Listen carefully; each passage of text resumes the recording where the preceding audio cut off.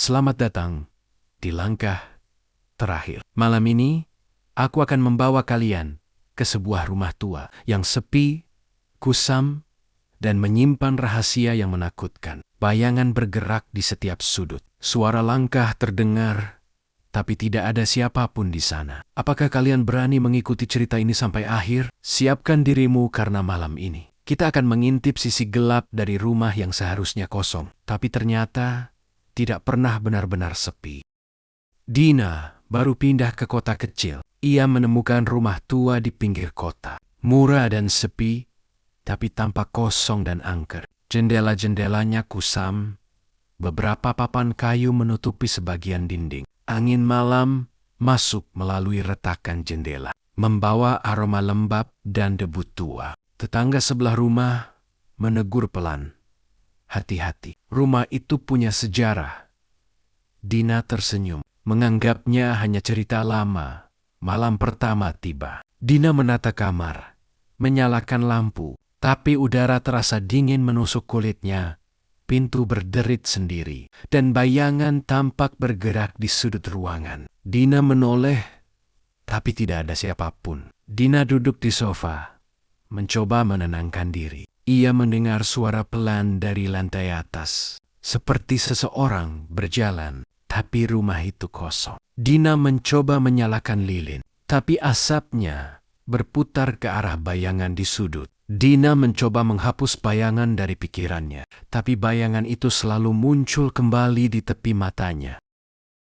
Malam kedua, Dina mendengar langkah berat di loteng. Awalnya ia pikir tikus, tapi langkah itu terdengar seperti manusia. Dina panik, memanggil teman lewat telepon, tapi sinyal hilang. Dengan senter ia perlahan naik ke loteng. Tangga berderit, udara semakin dingin, dan bayangan melintas di sudut matanya, lalu hilang. Di loteng, Dina menemukan kotak tua berdebu. Di dalamnya ada foto-foto lama penghuni rumah. Beberapa wajah dicoret atau tergores. Angin masuk dari jendela retak, membuat lembaran foto bergerak, seolah menyapa Dina.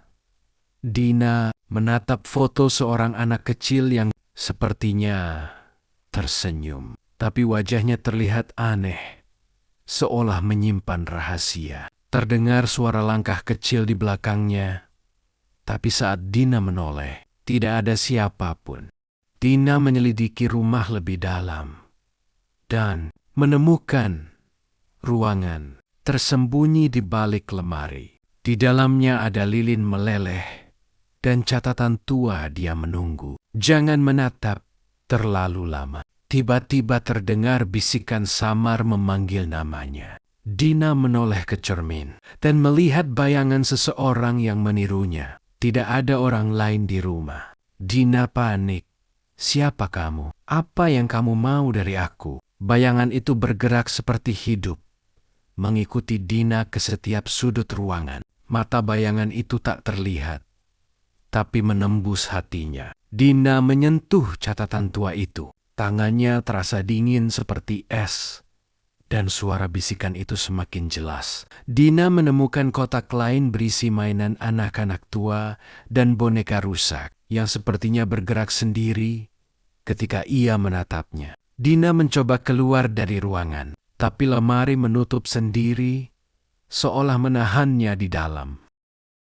Suara-suara aneh semakin sering terdengar dari kamar mandi, dari dapur, dari lantai atas. Dina merasa tidak sendirian, tapi saat menyalakan lampu, tidak ada apa-apa. Ia mencoba tidur, tapi selalu terbangun oleh jeritan samar dari lorong. Pintu terkadang terbuka sendiri. Jejak kaki muncul di debu. Jendela menutup dengan keras. Angin malam berdesir, membawa aroma lembab rumah tua. Setiap detik terdengar seperti jam dinding, berdebar lebih cepat dari jantung. Dina, bayangan bergerak di belakang pintu, menunggu gerakannya. Dina mencoba menulis diari untuk menenangkan diri, tapi tinta di pulpen bergerak sendiri, membentuk kata pergi. Dina mencoba menyalakan lilin, tapi bayangan tampak menutupi cahaya lilin itu, membuat ruangan gelap sepenuhnya. Ia mendengar tawa kecil dari lantai atas, tetapi ketika ia menoleh, lantai itu kosong. Dina mencoba merekam semua kejadian dengan kamera. Malam itu, bayangan mengikuti dia ke seluruh rumah. Langkah berat mendekat. Dina terpojok di tangga. Bayangan itu seolah menunggu momen yang tepat. Ia menggenggam kamera. Terdengar bisikan, "Jangan lari, waktumu sudah dekat." Dina berkata, "Siapa kamu? Tinggalkan aku." Bayangan bergerak cepat di setiap sudut, menatap Dina dengan kekosongan menakutkan.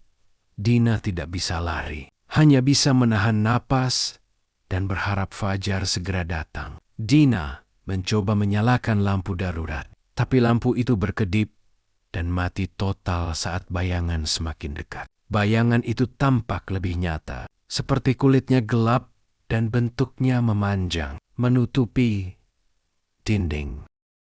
Dina akhirnya sadar. Bayangan itu bukan hantu biasa. Ia menyerap energi manusia. Semakin Dina berusaha melawan, bayangan semakin kuat. Dina berteriak, "Tolong! Buka pintunya!" Bayangan itu menghilang sesaat. Muncul kembali di jendela, menatap Dina dengan kekosongan menakutkan.